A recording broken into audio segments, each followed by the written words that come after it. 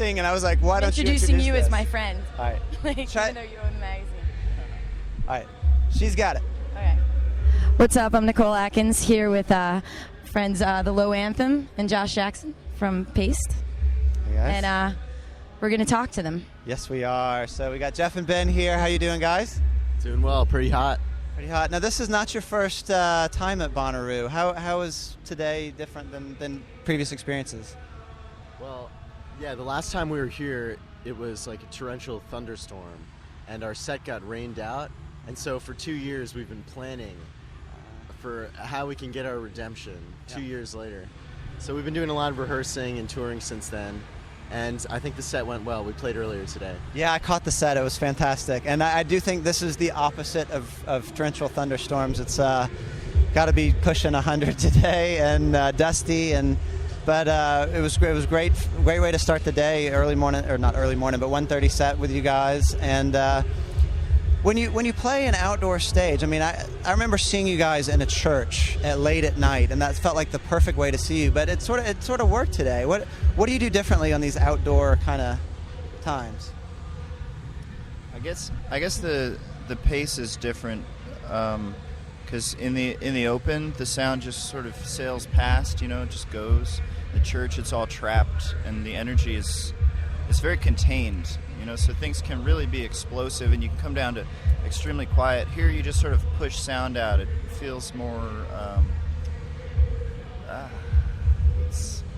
you have to think in terms of a bigger distance. It's also, people are just lazy, they're hot, and you don't expect the same kind of intensity, but you can still create the same kind of scale and like a wash of sound. Yeah, I walked out before our set, and a bunch of people were lying on, just on their backs, listening to us. Now that's pretty atypical for our. That's how you listen to music at home, right?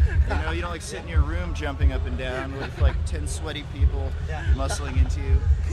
Yeah, I've always said I like the either dancing or sitting. The standing around, it never made much sense to me on music. But It's weird. It's like cultish. Or it was just like when I first saw you guys was on Letterman, and you guys were all just around one mic, and it was just so intimate.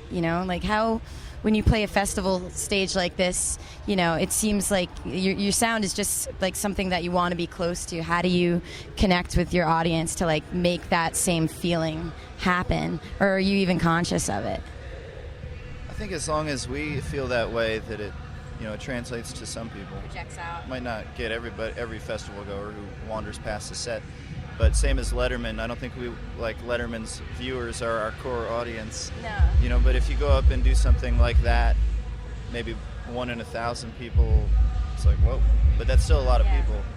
I mean, even, I watched my set with your dad, or with your dad, with my dad. Yeah, it was really weird. We were really proud. No, I watched it with my dad, and, he watches Letterman every night, and there's so many bands, he never mentions anything, and he's like, man, these guys are kind of weird.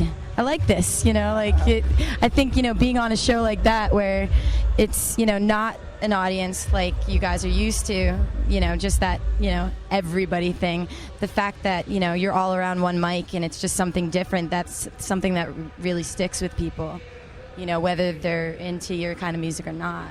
I think that I give props to the Letterman's booker, because they actually asked us to play a quiet song. They asked us to play Ghost Woman Blues. We were all prepared to play one of our louder songs, and they were like, how about you play this one around the one mic? Now, also an interesting story is that when we played that song, it was like a blizzard, and we were loading in our stuff in this blizzard of a day, and it was really crazy. And then it turns out it was just as cold inside David Letterman's studio as outside. We played Letterman once too, and when we got there, it was horrifying. So I was wearing the short dress, and I'm like, this isn't gonna work. It was below. There was frost. But yeah, that's cool. Now we have a third core member missing here, Jossie.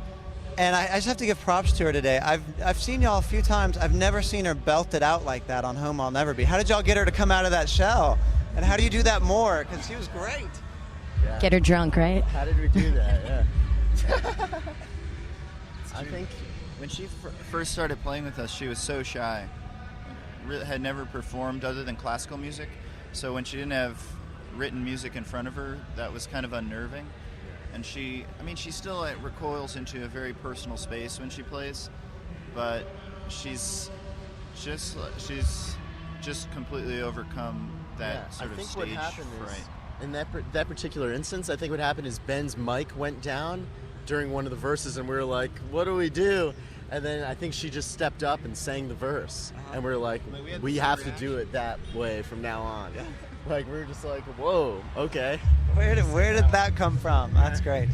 So you're on the road right now with Mumford & Sons. I'll actually be seeing you tomorrow night in Atlanta at the show. How has that tour gone for you?